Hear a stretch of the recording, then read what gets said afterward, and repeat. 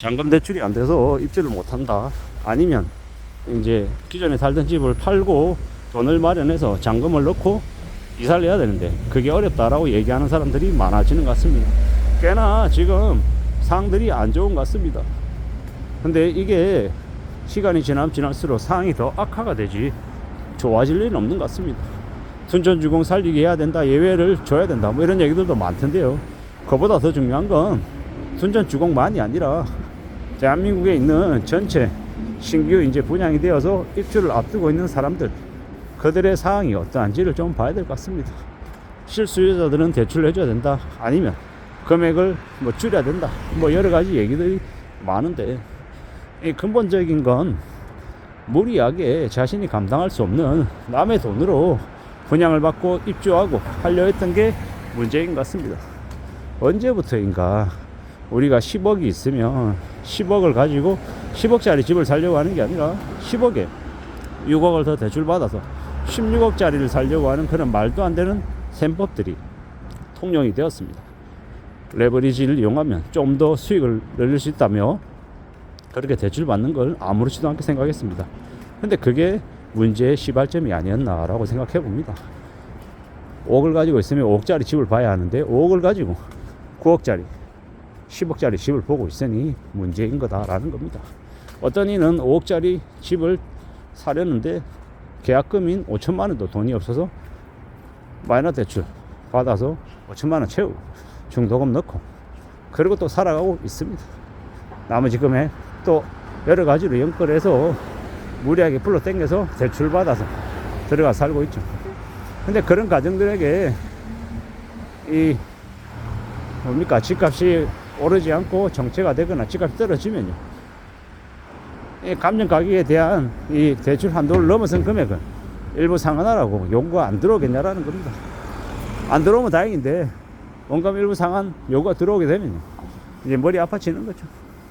이제 그렇게 지금 제 주변에도 입주해야 되는데 잔금 대출 안 나와서 머리 아파하는 이들이 있더라고요. 그런 이들이 어떻게 현재의 삶을 안정되게 살 수 있겠냐라는 겁니다. 머리가 아프고 고민스럽고 되게 궁지에 몰려 있을 것 같다라는 생각이 드는 거죠.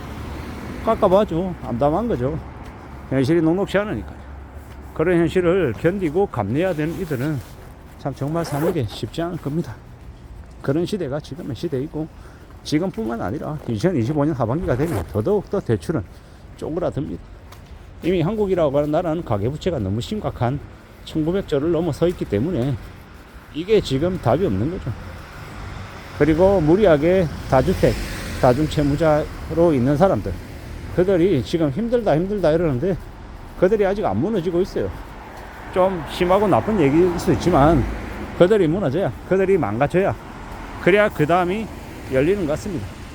그런 것들을 좀 고려할 필요가 있겠다라는 겁니다. 참 많은 고민들, 많은 생각들이 듭니다.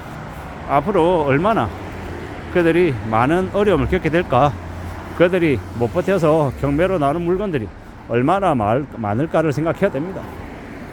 그들이 경매 물량을 내놓고 처음이 아니라 이제 나중에 계속 쏟아지면 감정 가격도 또 재평가되어서 더 낮은 가격으로 감정이 되고, 더 낮은 가격에서 경매 가격이 시작되면 어떻게 되겠습니까? 그 이후에는 더 이제 힘겨워지는 거죠.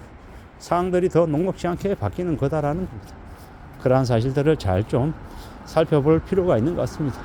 우리가 살아가는 현실들이 더 이제 빡빡해지는 것 같습니다. 저 같은 경우에는 이 지난 한 5년간 되게 힘겹게 살아오다 보니 뭐 분양을 받아야 된다, 집을 사야 된다, 이런 생각 자체를 못하며 살아왔습니다. 근데 감사하게도 그랬던 게 그 험난하고 어렵고 위험한 일들을 피할 수 있는 그런 이제 아주 좋은 계기가 됐던 거죠. 참 감사해야 될 일인 거죠. 그리고 이제 그 힘들고 어려웠던 그 기간을 지나고 나니 지금의 상황이 매우 좋다가 아니라 지금 어느 정도 내공이 쌓여서 그보다 더 힘겹고 더 어려운 일이 닥쳐도 함부로 포기하거나 함부로 놔버리지 않겠다라는 그런 마음을 갖게 된 거죠. 좀 더 추스리고 좀 더 강해질 수 있을 것 같습니다. 그 어느 것도 내 스스로 확신하고 뭔가를 딱 정할 수는 없겠습니다만은 부지런히 좀 더 강하게 내 자신을 다져가며 앞으로 전진하겠다라는 각오인 겁니다. 살아가는 삶이라는 게 쉽지 않고 어렵다라는 걸 너무도 잘 알고 있고, 누가 대신해 주지 않는다라는 것도 또 알고 있습니다. 어떻게 살아야 될지, 어떻게 각오를 다져야 될지, 어떤 삶을 내가 만들어 나갈지 잘 좀 궁리해야겠죠. 그 어느 것도 쉽지 않고 좀 더 다짐하고 또 기다리고 또 애써야 될 겁니다. 가만히 있는 것도 필요하고, 어떨 때는 또 가만히 있지 않고 발버둥 치고 뭐라도 하는 것도 필요하고, 이 세상에 정답은 없는 것 같습니다. 그럼에도 불구하고 어떻게 살아갈지, 어떻게 헤쳐나가는 게 좋을지, 이런 것들을 여러모로 구상해놓고 실천하며 지내야 될 것 같습니다. 지금은 꽤나 상황들이 좋지 못한 것 같습니다. 그래서 더 대비하고 대응하고 또 움직여 나가야 될 것 같습니다. 참으로 힘든 시대를 우리가 살아가고 있는 것 같습니다. 이 힘든 시기를 어떻게 헤쳐나가겠냐라는 겁니다. 고민하고 궁리하고 잘 좀 살펴봐야 될 겁니다. 그냥 되는 건 없으니까 말입니다. 이 엄난한 시대를 우리가 살아가고 있는데 아무도 괜찮다 그냥 하면 된다, 이런 빈말, 이런 것에 놀아나지 않아야 되겠습니다. 살아가는 게 힘듭니다. 어렵고요. 이 힘든 시국을 우리가 지나가고 있는데 마냥 쉽게, 마냥 괜찮다라고 여겨서는 안 되겠습니다. 좀 더 독한 마음 먹고 움직여야 될 것 같고, 좀 더 강해져야 될 것 같고, 좀 더 신중해져야 될 것 같습니다. 철저히 자기가 감당할 수 있는 그 범위 안에서 대출을 내고 살아가야 될 것 같습니다. 대출 나올 거야 라고 너무 안일하게 생각했다가 그게 생각처럼 안 돼버리면 그 다음은 어떻게 할 거냐라는 겁니다. 우리는 항상 플랜 B, 플랜 C, 플랜 D를 가지고 살아가야 될 것 같습니다. 그렇게 해야, 그렇게 지내야 힘들고 어려운 그 현실들을 극복하고 견디며 지낼 수 있는 것 같습니다. 참으로 힘들고 참으로 어려운 지경에 놓여 있는 사람들이 너무 많은 것 같습니다. 계속해서 말씀드리지만 무리하게 빚을 내거나 감당할 수 없는 일들을 벌리면 그게 부메랑이 돼서 되게 삶을 어렵게 만들 수 있습니다. 그러니 좀 더 신중하고 좀 더 조심하고 좀 더 현명하게 결정을 하고 판단하는 게 필요하겠습니다.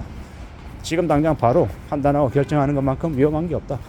시간을 두고 기다리고 두고 보고, 오늘 한번 해보고, 오늘 한번 생각해보고, 안 되면 내일 또 생각하고, 또 모레 생각하고, 다음 주도 생각하고, 시간이 허락한다고 하면 그 다음 달, 그 다다음 달 또 생각하고 수십 번 수백 번 생각하고 결정해도 늦지 않다라고 말씀드리고 싶습니다. 신중하게 결정하자라고 이야기하는 겁니다. 그렇게 해야 이 험난한 시대를 잘 또 헤쳐나갈 수 있으니 말입니다. 이상입니다.